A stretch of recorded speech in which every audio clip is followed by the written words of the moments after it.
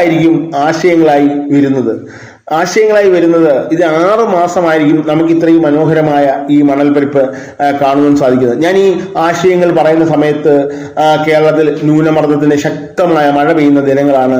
പല ജില്ലകളിൽ red alert പ്രഖ്യാപിച്ചിട്ടുണ്ട്. ഈ സമയം പമ്പാ നദിയുടെ രീതികളും ഇങ്ങനെയൊന്നുമല്ല, രൗദ്രഭാവം തീർച്ചയായിട്ടും പമ്പാ നദിയും വന്നിട്ടുണ്ട്. അപ്പം ഇത് 6 മാസമാണ് ഇത്രയും ശക്തമായ ഒരു മണൽപ്പരിപ്പ് നമുക്ക് കിട്ടുന്നത്. ഈ മണൽപ്പരിപ്പ് എങ്ങനെ ബുദ്ധിപരമായി ഉപയോഗിക്കാം എന്നുള്ളതാണ് പറയുന്നത്. ഈ പ്രദേശത്തെ നടക്കുന്ന പരിപാടികളെ അടിസ്ഥാനമാക്കി നോക്കിയാൽ കൾച്ചറൽ പ്രോഗ്രാമുകൾക്ക് ഏറ്റവും മനോഹരമായ ഒരു സ്ഥലമാണ്.